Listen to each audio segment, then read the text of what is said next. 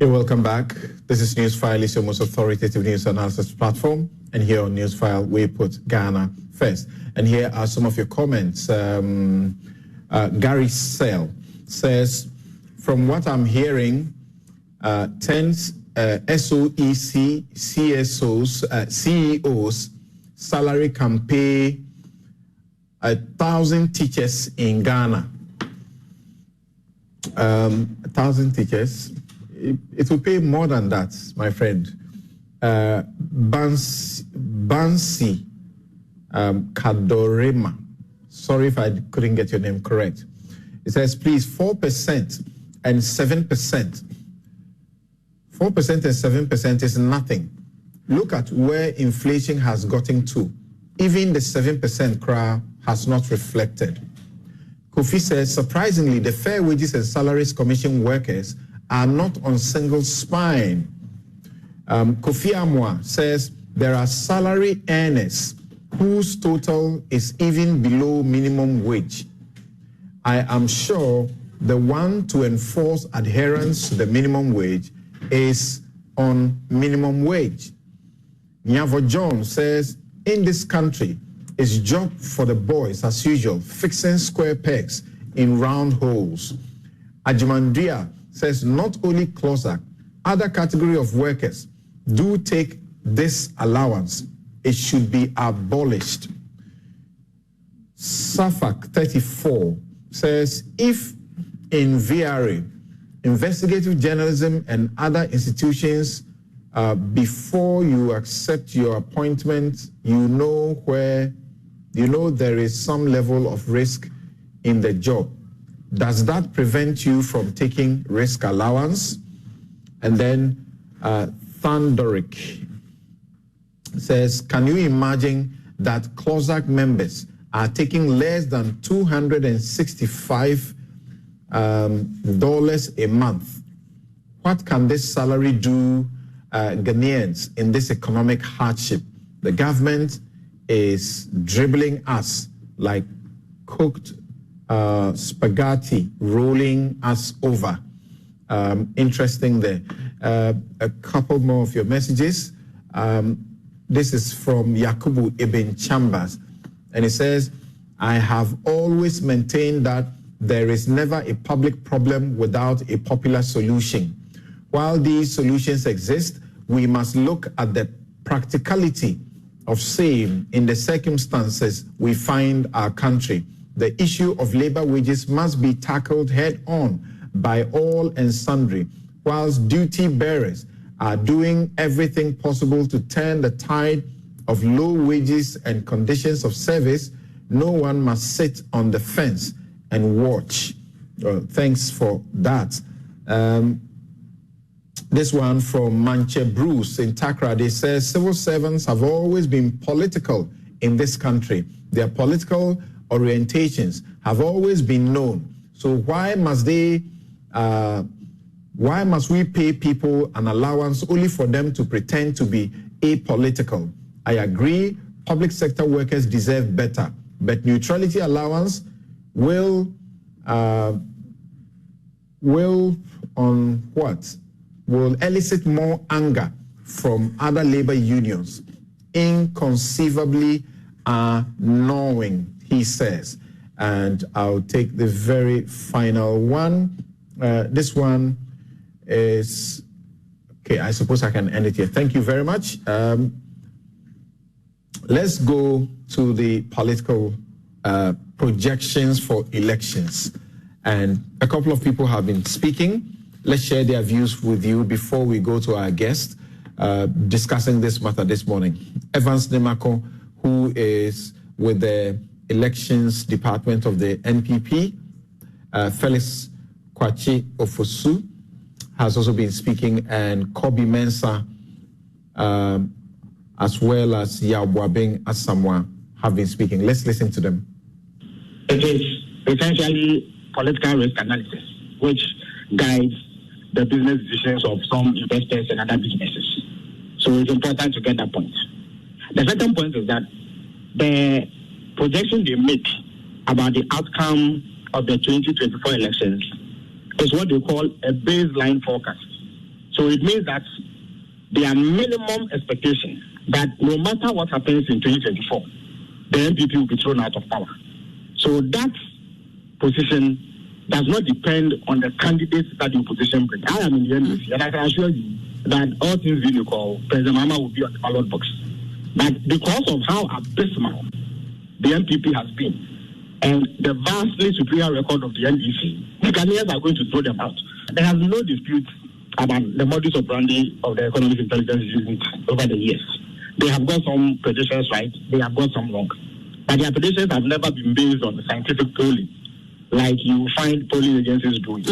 So that is a matter of fact. That but do I find you cherry picking? Which one suits you?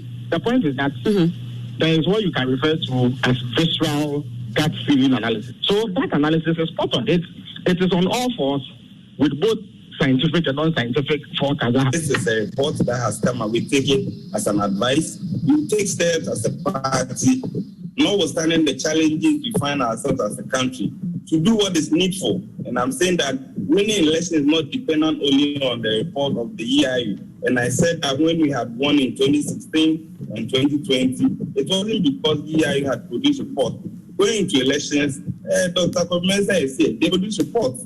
It's to advise you on how to align your strategies. And I'm saying that come December 2024, the good people of Ghana will see and will decide whether the alternative as the NDC is empty or not, whether they will still see the New Patriotic Party as a viable government to continue with its developmental agenda or otherwise. And so for us, we are not really throwing away what they put out. Mere change for the sake of change is not what this report is about anymore. Because if you say mere change for change, then it's the 8-year cycle at work. But now, they are introducing that element of the quality of leadership. You can't ignore that. So if you assume that anti-incumbency factors will kick in, what are the two opposition factors that they are putting on board positively to drive it? You walk away from the incumbent merely because you are dissatisfied? But they did not say that policy agenda on the table. There is nothing. But per your reading, per your reading, did it say that if they did not change John Mahama, the NDC will not win? But that's what the report says. The report says if it's John Mahama, it won't work. So they have to revitalize by getting themselves a new leader. And as you and I are speaking now, we know for a fact that the only leader they have at the moment is John Mahama. The EIU report, frankly, is very weak in its assumptions because you don't even get opportunity to understand the basis that they used for their, assertions, for example. Obviously, when you read it, it says that the MPP, because of sluggish growth, and then they refer to governance issues, they refer to low industrialization, they refer to these issues as prompting anti-government, sentiment. As a result, the MPP will lose the election. I mean, frankly, there's nothing insight from this particular position. We know that in Ghana, most of the time in the 8 years, people have actually turned the other side. And the reasons why they would turn the other side is non-delivery, according to the people. And so they would change government. So there's no insight in that. Right, so the London-based Economic Intelligence Unit is also been credited for correctly predicting the outcome of Ghana's elections in 2008, 2012, 2016, and 2020. It does appear that both parties, the NPP and the NDC, want to take them seriously. Now, let's begin. I suppose that we have also been joined now by Dr. Ransford, Professor Ransford Jampo. Thank you very much, Prof. Hello. You need to unmute your mic, Professor Jampo. Hi. Thank you very much. Dr. John Osai Kwapong, who was part of the discussions earlier on this network, is also joining us. He's a political scientist, democracy and development fellow at the CDD Ghana. Professor Ransford Jampo is with the Department of Political Science, University of Ghana. We still have Dr. John Ampontia Kuma also with us, and Ambassador Sampi Ali is also still with us. So let me begin with Ambassador Sampi Ali. You are within the NDC, and certainly you are looking forward that the next attempt, after the 2 failed attempts, you will be successful.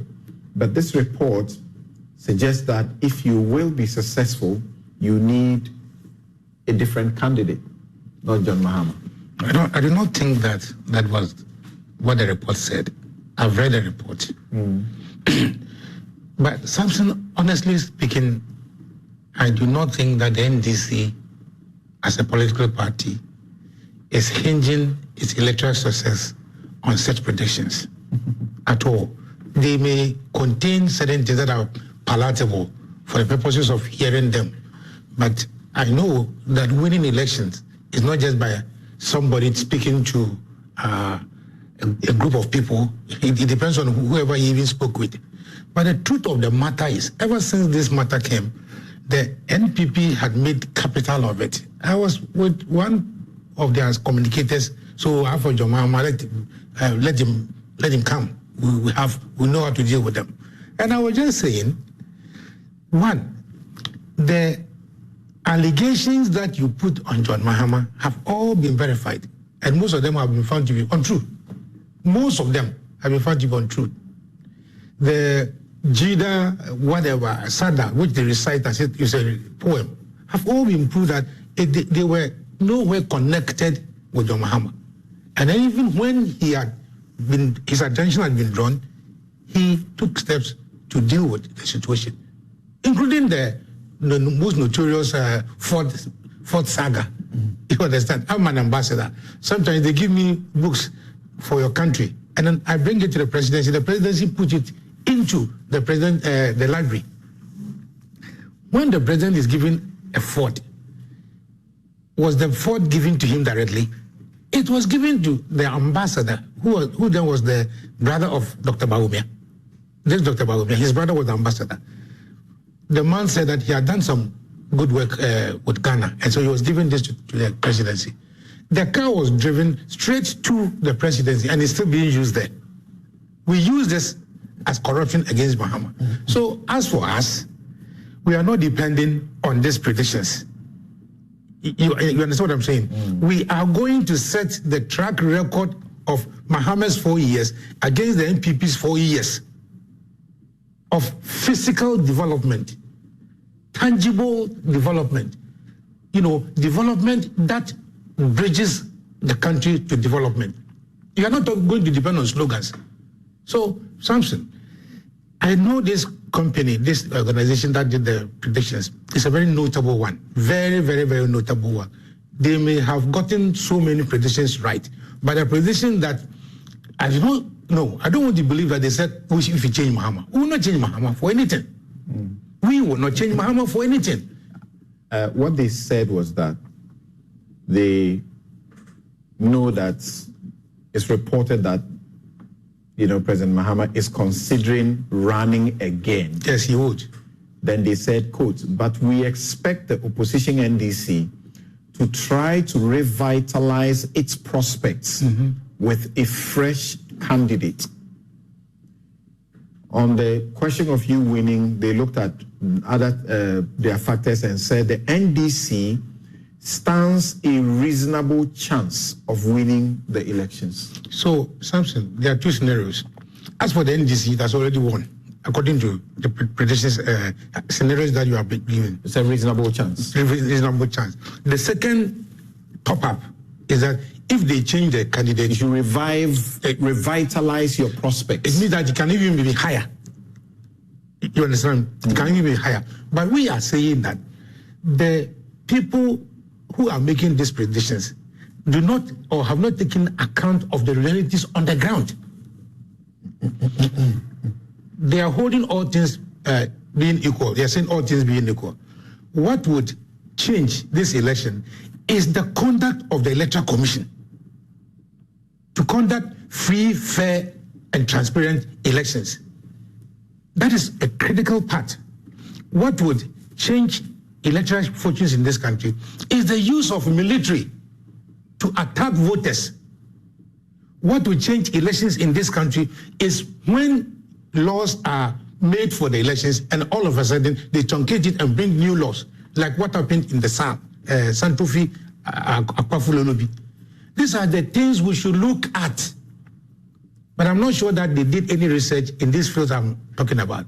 I am saying that on any nice day, when all these protests I'm talking about are abated for a free, fair elections, Ghanaians know and Ghanaians would vote for John Mahama because they have come to believe that all the lies and fabrications put on him are not true.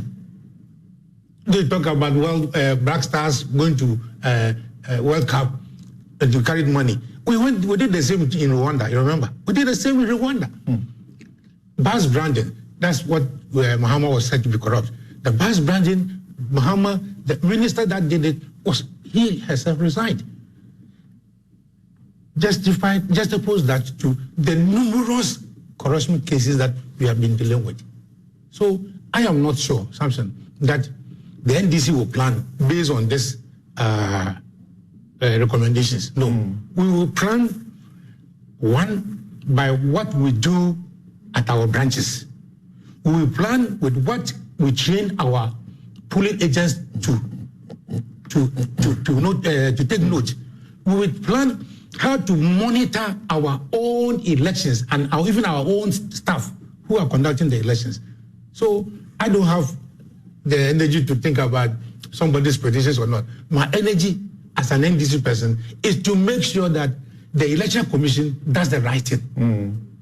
You see, and as a democratic country, on the question of the EIU saying that you should, it doesn't say that specifically. Let me read it again so that we don't get into any trouble. It says that the former President John Mahama is reportedly considering running again.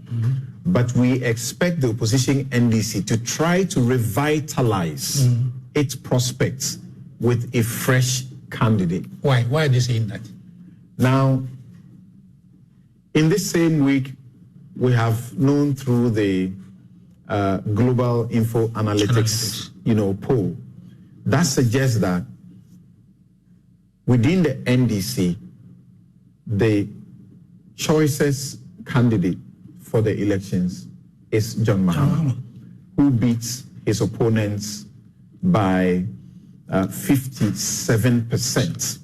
Dr. Dufour had 12%.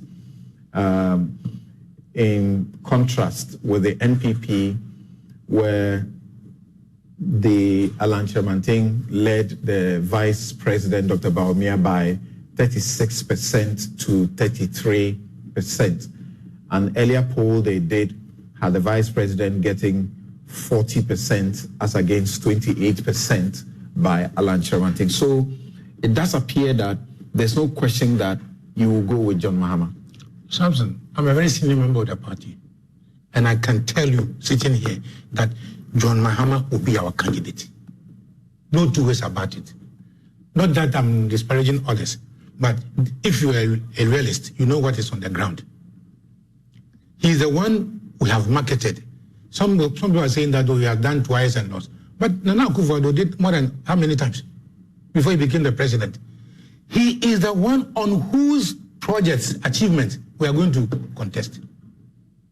Are you following what I'm saying? So I can tell you, without missing a word, that John Mahama will be our candidate. Interesting. Let's go to Professor Ransford Jampo and then Dr. John Osai Kwapong. John Kuma, you wait for us. I want to listen to the two of them, and then we'll hear from you, the side of the NPP. Professor Ransford Jampo, What do you make of this poll? Thompson, good morning. Thanks for the opportunity. I read the outcome of the polls or the predictions. Yeah, the prediction. And yes, the prediction, not polls, the prediction. And as a researcher myself, who belongs to a unit in the University of Ghana, a department in the University of Ghana that also undertakes research, I was a bit uncomfortable with the predictions that have been made, and particularly the traction that we people, you guys in the media, have given these predictions. My question is, who commissioned the EIU to undertake this study, and what is their motivation? To my mind, I think the EIU report in future should not be given that much attention. It should not be seen as too topical to dominate discussions. I don't think that they understand the local issues better than we ourselves. Locally, we conduct better and credible research. And in my view, it is neo-colonial for all of us to have the penchant to follow such foreign research views whose methodological processes we don't really even know. I don't see how a Ghanaian-based research institution will go predict the outcome of a future election in the UK and be hailed or be given any media traction. And so I plead with you guys in the media that we should cherish our own and celebrate our own sovereignty by paying less attention to what foreigners come to tell us. We don't need them to come and set any local agenda for us. There are serious local issues. Times are hard in Ghana. There are serious challenges confronting us. I think we should spend time discussing some of these challenges rather than focusing on whimsical predictions of new colonial institutions. This will be my preliminary. They say that since their founding in 1946, they have been engaged in forecast of economic trends, political forces, and industry developments in every country in the world, and that they combine data analysis and forecasting to guide informed decisions by business and policymakers. Well, we have come of age as a nation. We are an independent nation. And Samson, you agree with me that we've conducted our own research. If you come to the political science department, we've conducted several election studies and we've made predictions that have also come true. So my point is that rather than giving somebody's foreign prediction, somebody sitting in the comfort of his country and coming to our country to dictate and predict for us to all follow, let us not put much attention there. If we want to follow any prediction, let us look within, because we have the capacity, we have the men, we have the people, we have the scholars who have what it takes to make more scientific and accurate predictions with some degree of certainty. Okay. And so, for me, let us throw whatever they are saying away. Historically, research shows that people in transitional democracies are overly partisan to the extent that electioneering victory is more contingent on parties and less on candidates. Please take note of this. Electioneering victory in many transitional democracies is more contingent on the parties and less on candidates. Over the years, we've seen that it is the parties that have won elections and not necessarily the candidates. That is why, especially in parliamentary elections, parties can field local champions who may be so incompetent, and yet they will win the elections. The parties they belong to. That's why the conduct of primaries in political parties are more expensive, and such primaries tend to be fiercely competitive, because the idea is that if you win the primaries, you may likely win the election because of the party. So, research shows that it's only a few segments of the population who have tended to look at the candidates who are presented in determining their exercise of choice and voting. And so my view, which is a departure from the prediction, the whimsical prediction of the EIU, is that with or without John Mahama, the NDC can win the next elections. I am not saying the NDC would win the 2024 elections. That is not what I'm saying, because we are yet to conduct study into that. What I'm saying is that with or without him, the NDC can win the next elections. I am cautious here because in politics, one day is like 1,000 years. So many things can happen between now and 2024. So many things can happen that will make the ruling MPP or will position them as a credible political party to be able to break the eight.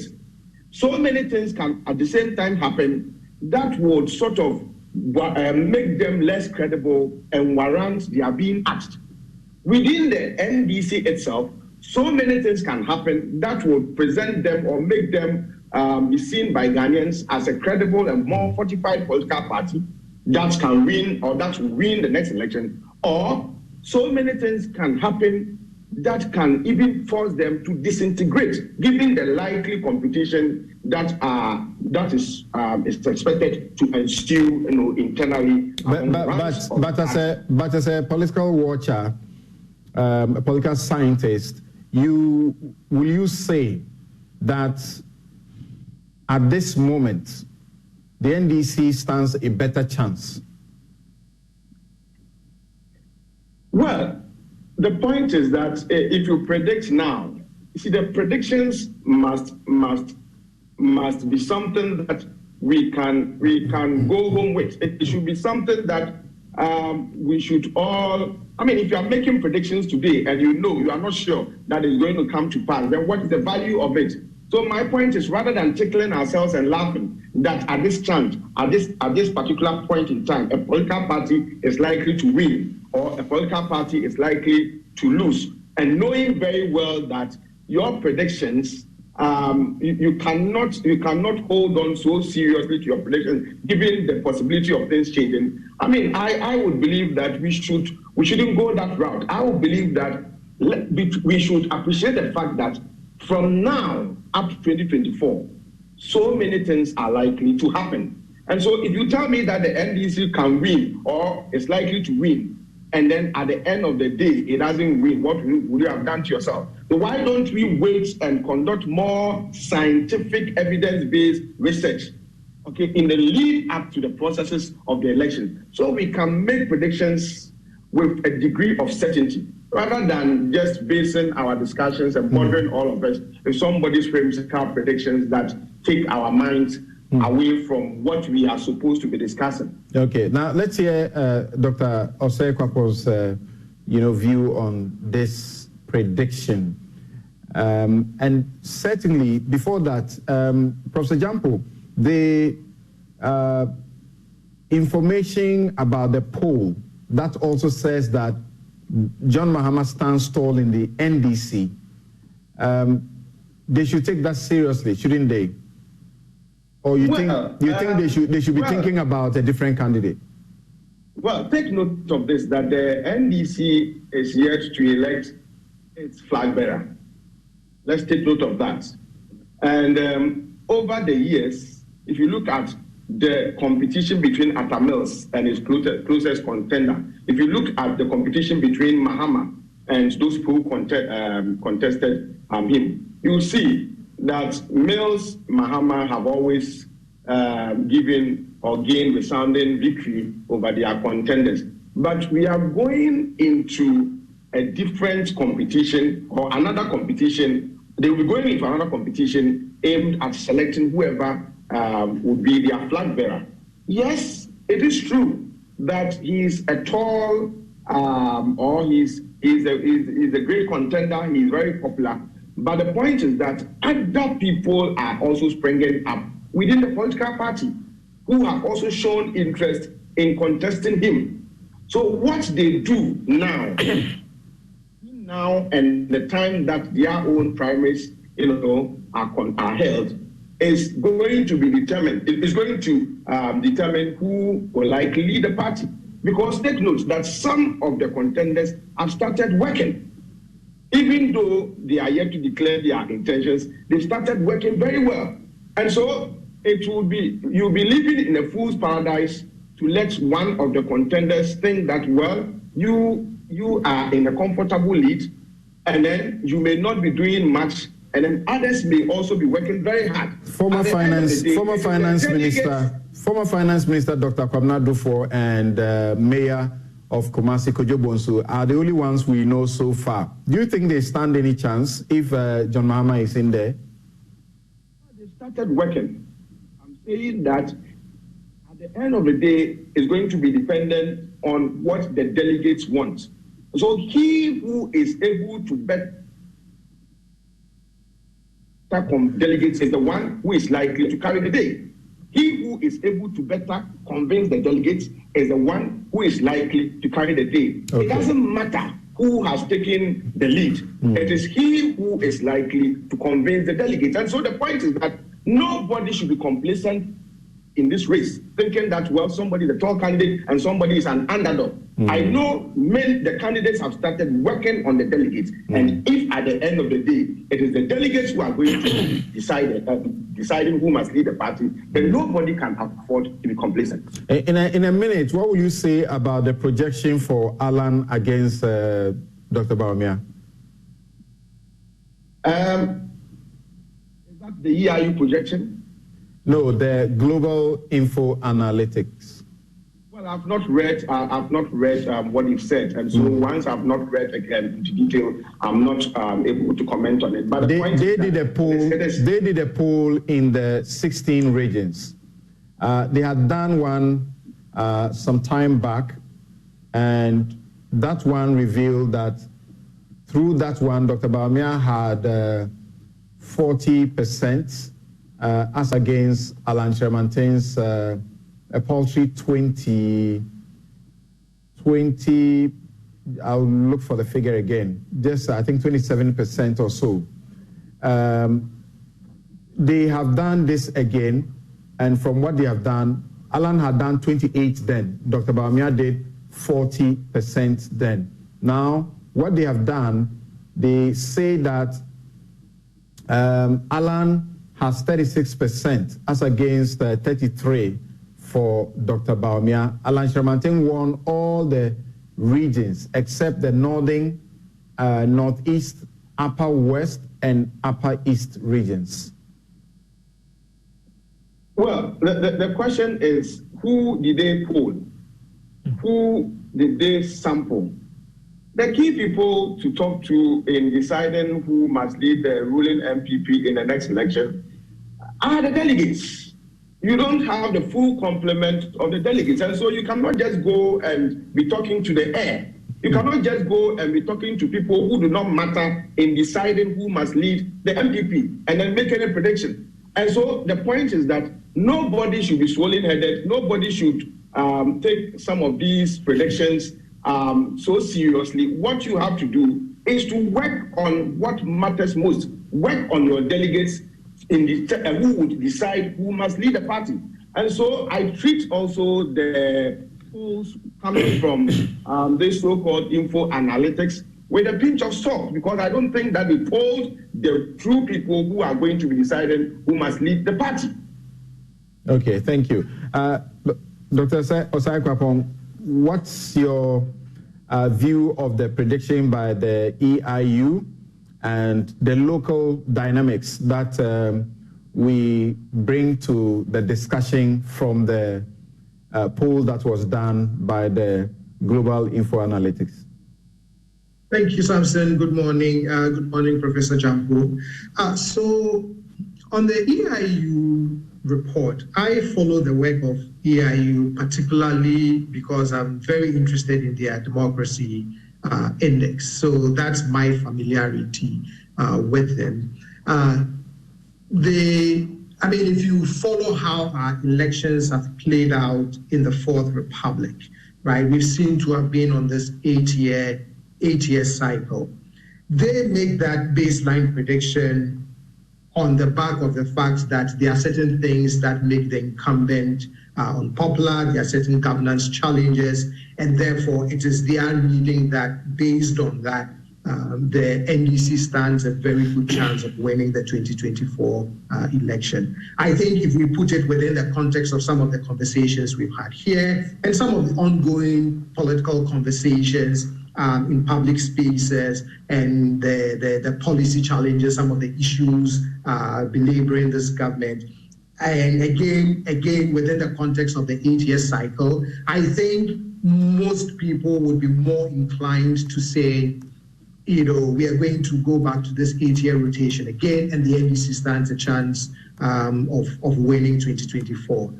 I am still a little curious, as I said this week, as to what informed the other line they threw in, right? They say, NDC stands a reasonable chance of winning.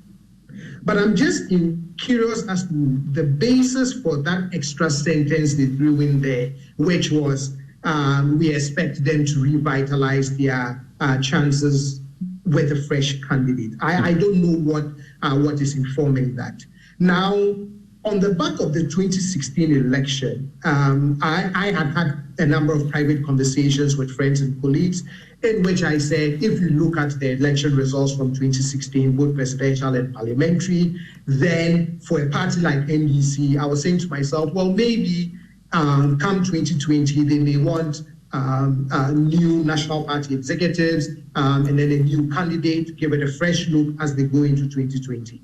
But since then, I have a different take on it. If you look at the outcome of the 2020 election, right, and if you look at how former President John Mahama performed in 2016 compared to 2020, I don't, and as I said this week, I don't think I share the view that they need to revitalize, whatever they mean by revitalize their prospects with a fresh candidate. I honestly do not by the proposition that he's not a viable candidate, not based on how he performed in the 2020 election. Yes, he may have fallen short of ultimate victory, but I just don't.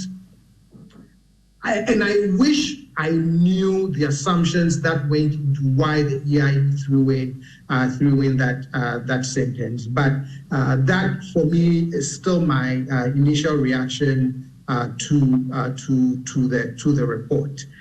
He faced a much. I mean, if you look at the incumbent in 2016, based on some of the surveys and polls that I looked at, he faced a much difficult political terrain going into election 2016. Compared to President Nana Akufo-Addo, if you look at the political terrain based on the polls and surveys going into the 2020 election. But 2024 is a very different position. And again, my position is that I just don't buy the argument that former President John Mahama is not a viable candidate. The Global Info Analytics survey, as Professor Jampu said, is who did they actually poll, right? If they polled regular voters within the regions, then yes, that is the preference of who they would like to lead each of our two major political parties. But when it comes to the presidential primaries, it's the party delegates who make the ultimate choice. So it will be very interesting if it were possible to poll the party delegates today and regularly until the party primaries are done to see where the party delegates are thinking in terms of who they would like to their party to be led by. From every indication, it looks like, or should I say, I wouldn't be surprised if former President John Mahama emerges as the candidate for the NDC to lead them in 2024. If you look at some of the key voices in the party, he seems to be the preferred candidate for the party establishment. And so I wouldn't be surprised if he's able to beat back any computation that emerges for him to lead the party. on what the Global Info Analytics said about the NPP race. In terms of, Vice President Dr. Bawumia leading at one point, and now the lead has shifted to Mr. Alan Shermate. Again, if this were coming from the party delegates, that would be quite an interesting shift. But it would be very interesting to see how that primary plays out. I have a bias for establishment candidates. So that is why, for example, on the NDC side, I would prefer to keep former President John Mahama. And on the NPP side, again, because of my preference for establishment candidates and the investments they make in the party, win or lose, that is why I would see the delegates preferring and choosing the current vice president. But we still have quite a ways to go between now and the party primaries, as well as the general elections in 2024. All right, but unlike Professor Jampo, you don't question the credibility of the EIU report prediction? No, not at all. And as I explained, I've followed their work for quite a number of years now. I use their democracy index a lot in the work that in the work that I do. So I won't be dismissive of them as an organization, even though I have some questions about the basis that informed that one line that we threw in their election 2024 watch. Because they used that sentence in February 2021, and they still use that in March and April of 2022. And I'm very curious as to what assumptions is informing why they're saying that. But do they have proper basis for the prediction they make? If they had shared what those bases were, then it would be much easier to vouch for them, right? Something must have informed why they said that. If we knew that, then we could either defend them or we could discount some of those bases. If they had said that right after the 2016 election or early 2017, I would have been more inclined to support that assertion because of how election 2016 turned out for former President John Mahama. But 4 or 5 years later, in 2022, it's not an assertion that I would lend support to. They say that their baseline forecast is that ongoing public dissatisfaction with the slow pace of improvement in governance, such as infrastructure development, job creation, and easing of corruption, will trigger anti-incumbency factors and push the electorate to seek a change, unquote. Does it take any specialty to say this? No, not necessarily, right? Any keen observer of the political space and political happenings in Ghana would pick up on some of these signals, and based on those signals, would be able to say this spells doom for the incumbent, and this raises very bright prospects for the main opposition party, especially because we also go through this 8-year cycle, right? But a number of things that between now and 2024, for me, beyond some of the policy decisions that the incumbent government would make and the impact of that, there are a number of things that I will be looking out for from the public opinion side, which is the next Afrobarometer survey, the next survey that will come out from the Department of Political Science at the University of Ghana. But then I will also be looking for the National Commission for Civic Education matters of concern to the Ghanaian voter, which will come out, during the election year, because there are some questions in there that gives you some really strong signals on what potentially the election outcome. In some 30 seconds before we go for our next break and then bring on Dr. John Kuma, what do you say to YK Ansayeboa, who says that, don't you think it is too early to be giving audience to any polls in 2022 for election 2024, when a lot of things can happen in politics in 2 years? So he agrees with Professor Jampo. He says, I believe there are a lot of pressing issues that we should be focusing on at this time, including political party funding, and not give traction to these polls or predictions at this time. Thompson, I agree, right? But we also say that the next election begins on the very day that the last election is declared. So we have 2 years to go. That I don't dispute. But between now and when election 2024 happens, there would be quite a number of things that would keep popping up and rearing up in our political spaces. We can't totally ignore them, right? But at least you have to keep asking yourself, well, what signals are these early polls, pointing to us? Mm-hmm. And I'm sure there will be more to come in 2023, 2024. But it's one of those, well, what are the early signals saying? And we can't completely ignore any early signals we get, even as we acknowledge the fact that 2 years is a long time to go. Yeah, but the same question I ask Professor Jampo, who believes that this is the way we should be treating these things at this time. The same question I ask him, I ask you. Today, looking at our circumstances and how the NPP has run the affairs so far, from where you sit, does the NDC not stand a better chance today? Yes, if the elections were held today, given my reading of all of the challenges that the incumbent is facing, yes, I think the NDC has very, very good prospects if the election were held today. We'll take a break here. We'll be right back.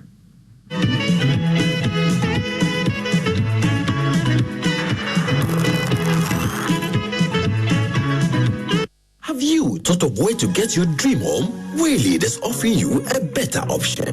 Check out our exclusive all-detached house gated community. Sizes ranges from cozy 3 bedrooms to a luxurious 5 bedrooms.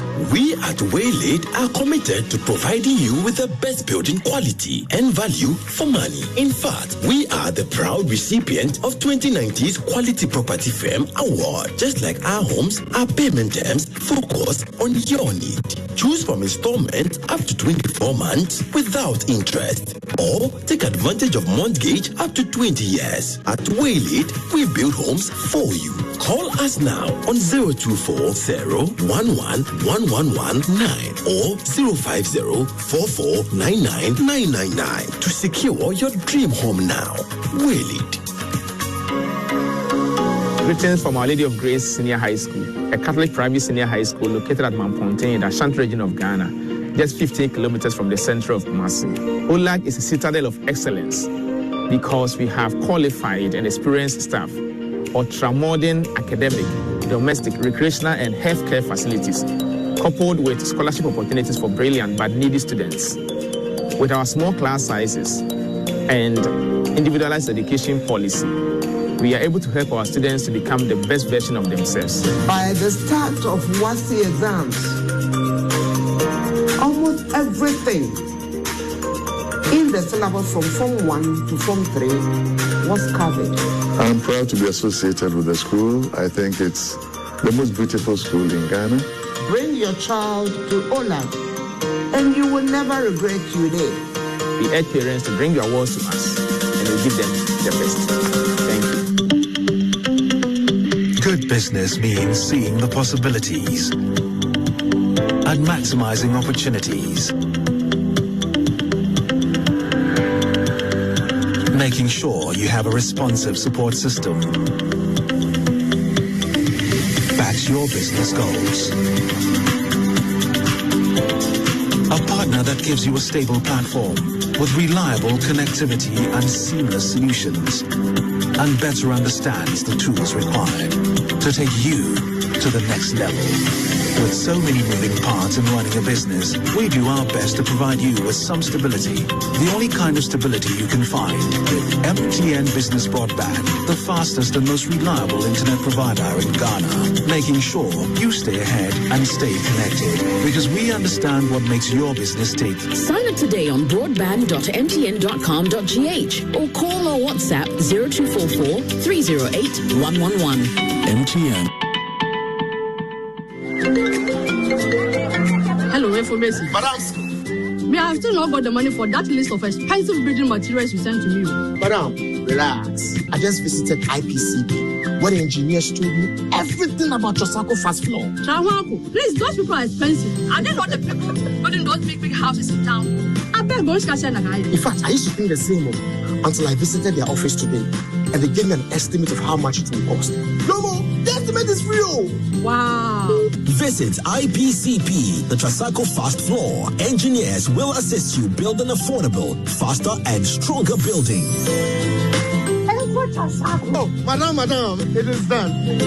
Trasacco Fast Floor, stronger, faster and affordable. This is a Trasacco construction product.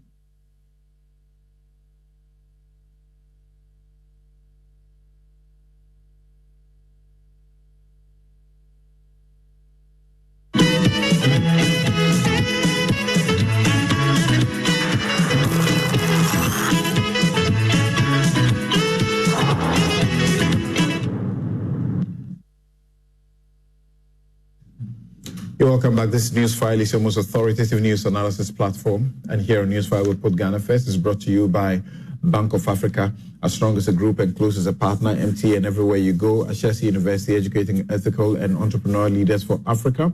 Robert & Sons Optical Services, your comprehensive eye and eye care services provider for 31 years. Waylead Properties, home is where one starts.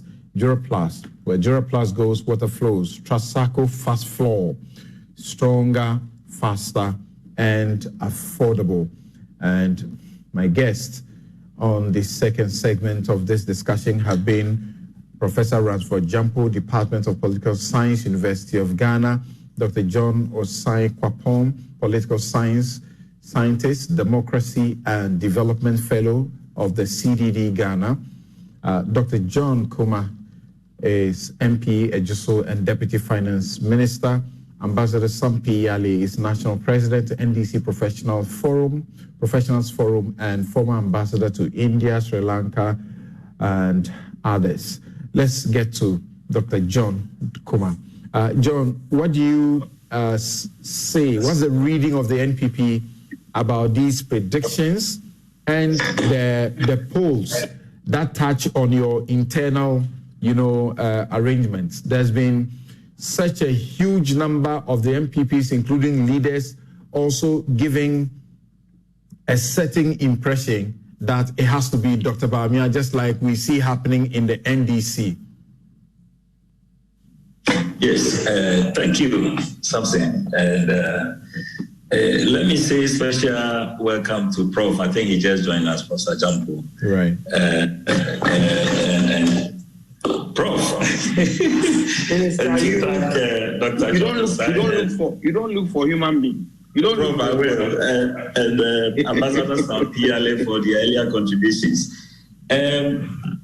Something, I remember this EIU prediction reminds me of one of our favorite lecturers on campus at the time, Professor Martin Usu, in the theater arts class. He used to tell us a lot of stories. Yeah.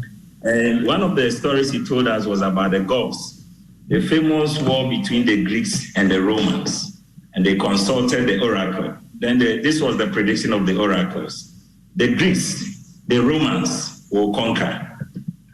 Now, when this oracle came, the Greeks started jubilating that the gods have predicted victory for them.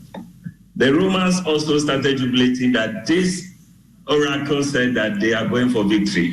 So, depending on whichever way you interpret this prediction, EIU will be the winner in the end. What they are saying is that NDC has high possibility of winning, but the caveat is that they must change President Mahama.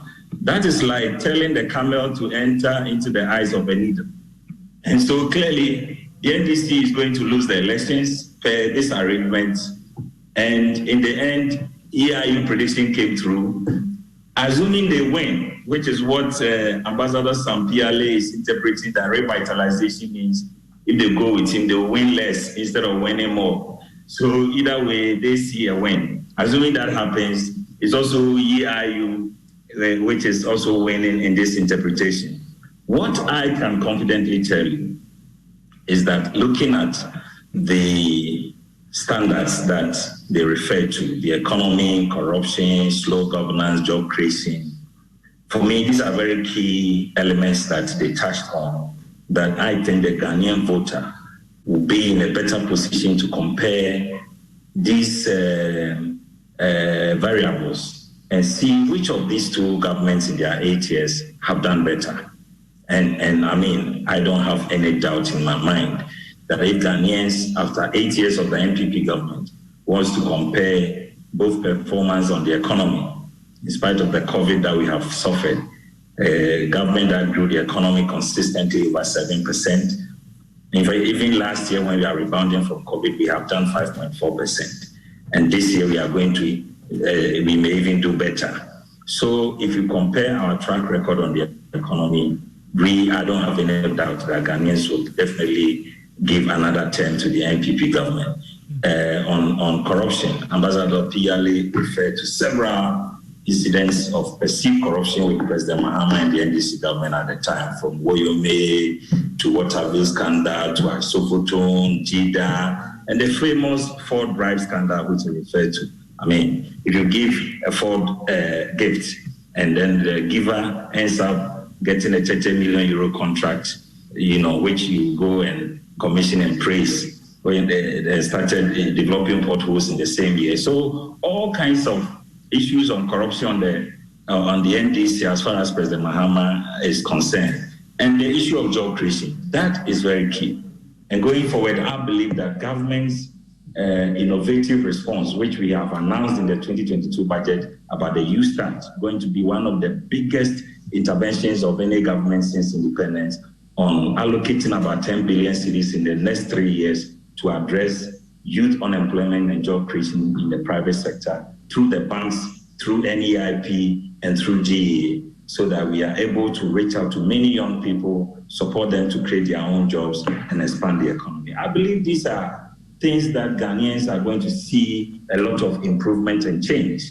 And so I will not be surprised that when the time comes and Ghanaians have to compare between NPP record of the 8 years and NDC record of the 8 years, they are definitely going to give another 4-year mandate to the NPP. But that's my interpretation. But like I said, the Greek, the Romans will conquer. Okay, so right. Long ago, we knew where you stood, very long ago, before the 2020 elections. We knew where you stood as far as these two contenders in your party are concerned. These days, we have heard some of your leaders actually, not hide the fact that they belong to, a Bawumia camp. So what do you say to this poll? Well, the internal NPP contest is yet to be decided in terms of the delegates. In fact, we have the constituency elections next weekend, and you don't even have a completely electoral college formed. So whatever anybody says now is just an expression of opinion. And when the right time comes and we are allowed to publicly state our positions, you all know where we stand. But if you look at the polls, it shows that, the 40%, 28%, I don't know about whether they left the rest for the other potential aspirants or their undecided voters. And then that's about 68%. It means we have about a third that have not decided on where they will go in our party. And then if you look at the current one, the 33, 36, it also comes down to another a third of still undecided voters. So it should tell you that there is more room for work to be done. But even though I will not announce now, I know very sure how it will go. So I will leave that to myself for now. I see. I see. But definitely the John Mahama is such a major threat to the NPP. You admit that. Obviously. That is why I have stated that for a poll to predict that NDC must not go 2024 with John Mahama is like telling a camel to enter into the eye of a needle, because that is obviously what they are going to do. And they will do that because of his track record. He's been a former president. He did very well. Me, personally, he surprised me in the last elections. I didn't expect him to make the impact he did. So we will not underestimate what President John Mahama candidate poses to an MPP in 2024. But like I told you, he has a lot of baggage on his own record. And that is what positions the NDC as almost impossible victory with President John Mahama.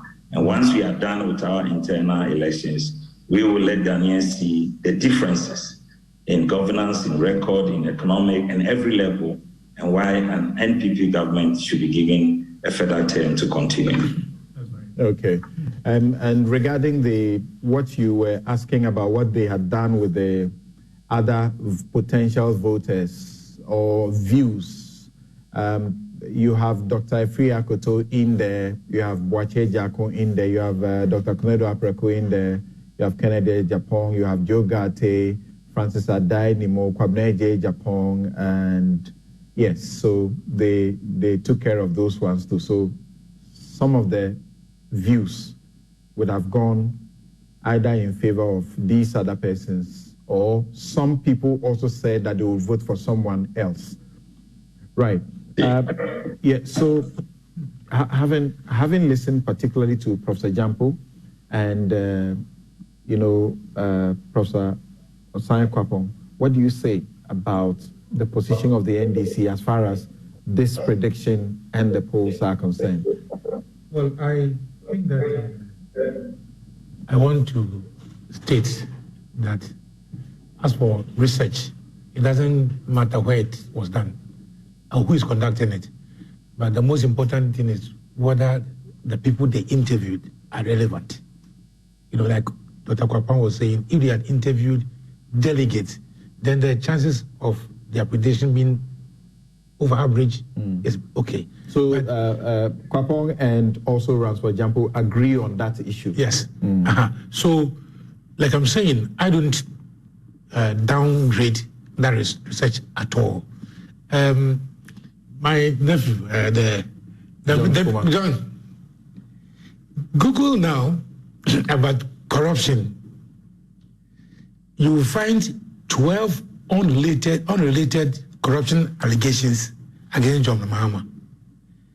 You Google and they had 106 cases of corruption documented on internet. So they should bring that concept of corruption. 106 about what? NPP. Corruption cases against NPP. So they should bring those cases on. We are ready for them. Samson, do you buy fuel with percentages? You go and buy, you want to buy fuel. Today, John Mahama left fuel, 3 cedis, 14 pesos. How much is petrol now? So, I mean, we are ready for the fight. I am saying that we NDC, we are ready for the fight. We are ready to fight and also make sure that the institutions that are required to play their role, that i.e. the media, the Electoral Commission, the police, the military, and then even the judiciary, the role they are playing is not enhancing democracy. When I'm going for elections, I want to go with a free mind that I'm going to have free, fair, and transparent election. Then I go in the queue, I vote, it's about time to be counted, then soldiers come beating and killing people. Is that the elections we want for a country? Is that exactly what goes on? Soldiers just come in to disturb you without any cause? Look at what happened at Ablekuma. Right. You are a journalist, Samson, and you have spoken about this. Even this morning in your take, thank you. You made reference to it. Thank you. We've run out of time. Let me give Professor Jampo some 30 seconds. What should be the attitude of the two parties to these predictions and poll? Well, thank you very much. I think that they should approach these predictions and poll with some level of trepidation. What is important for them to do is to concentrate on their real work of getting credible delegates and convincing them with what they think they will be able to do for the party in leading the party. And if you're able to convince the delegates, then they make you the flag bearer. Once you become the flag bearer, then you can also begin to approach the audience. And so it's not about somebody's whimsical prescription. All right. It's about what you do to convince the delegates. Thank you very much, Professor Ransford Jampo, Dr. John Osai Kwapong, Dr. John Ampontia Kuma, and Ambassador Sampi Yale. Earlier, we had also on the show Dr. Kwabna Nyako Otu and Godfred A. Bokwin, as well as Engineer Ben Arthur, CEO, Fair Wages Commission. I'm Samson Ladi Ayeni, and my outfit, as always, is by Habel's Couture. You can find them at Jiringano Gate, East Legon, and the number to call is 0200 84 1988, 0200 84 1988. Have a good afternoon.